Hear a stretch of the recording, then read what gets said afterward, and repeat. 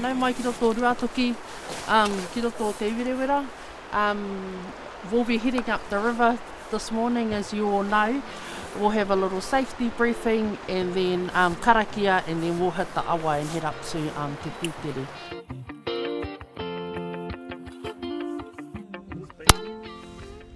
Kia ora, ko hui a rani hei tōku ingoa. Kia ora, ko tāne kahamari rani tōku ingoa. And we are the Ladz of the Mist.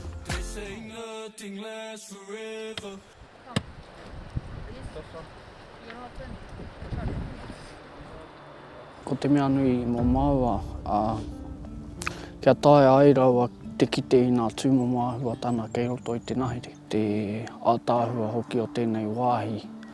Hei honore nui, i tau mai te tokorua nei, ki runa i tō māua whenua. Couldn't think of anything better to be doing right now. Beautiful feeling coming down the awa. My mum and dad both from the Whanganui River. Tipu ake rātou i runa i tō rātou awa wana nui, pēra hoki a mātou, wāhine matarua. Koina pēr te kite nā matua mō tātou, ko tō mātou awa.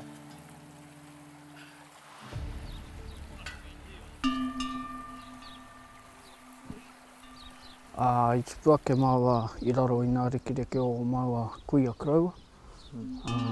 Nā tūmu māua tāna una tikana i nei te marae, te kawa o te marae, te kawa o te Urewera.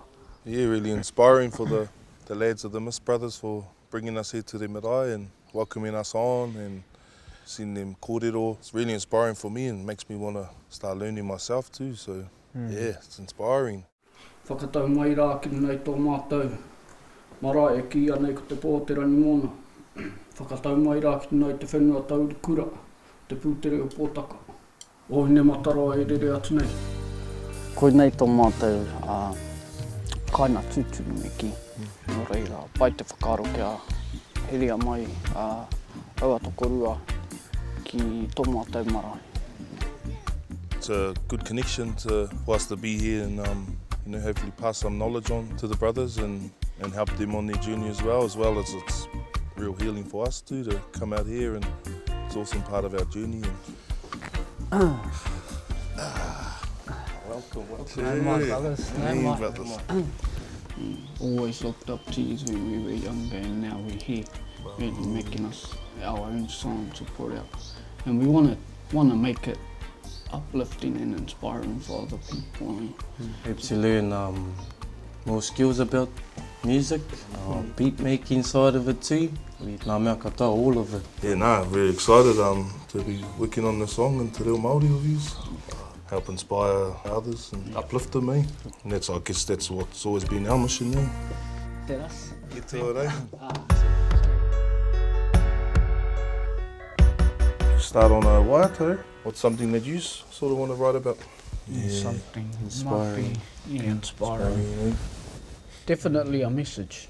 Ki oku whakaro ko te tinona ko tēnei Waiata i mō te rangatahi. E whakaputa ana i te whakaaro, kia kore ai te rangatahi e nohonu ki ai atonu anō. Yeah, really, the main topic of the song is just believing in yourself. Yeah, true. You panned the main. It just builds it up instead of having a all the way through. And just come on. In this life there are times you get hit to the ground, but don't ever let them get you down. So keep pushing and see. Pretty mean working with the brothers. What was it? Just being a part of it, just seeing how they work. I was buzzing out that they're pretty much like us, eh, with their creativeness. Mai te taiohi, rawe ne. That was eye-opening. At least we'll get them down and then we can just go see how the whole thing feels. But that'll suit it. Watching them record, seeing how they bring the energy into the song, it's way different to how we do it, and I think it's good for us. I was buzzy ears.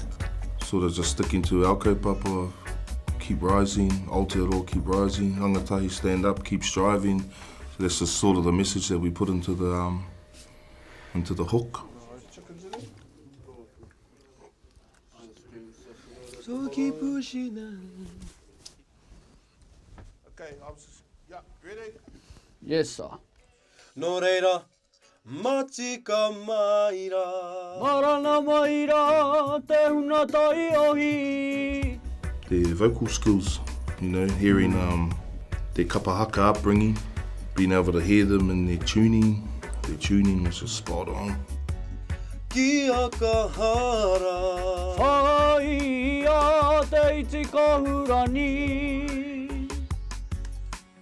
Yeah, do a couple more. I tipua ke mawa I roto I te reo nā te runga. Nō reira, he mea nui tēnei. Ki te waiata I roto I te tō tātou reo. The young ones in the rangatahi are so proud of releasing music in the real way. Love working with our people and love seeing how we can help each other. Sharing the knowledge to each other is going to help us all at the end of the day. Me and the brothers. That was a blessing working with these. Nā pūkena kei Aotearoa, hea tāhua te kite. Our thoughts on what we want to do with our music now has gone way better. Yeah, sharper from all these learnings you've given us. So, big ups to you. Much love.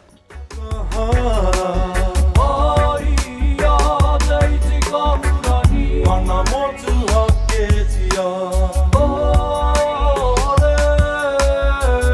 Eki mauri atu ki tō kaina tutu.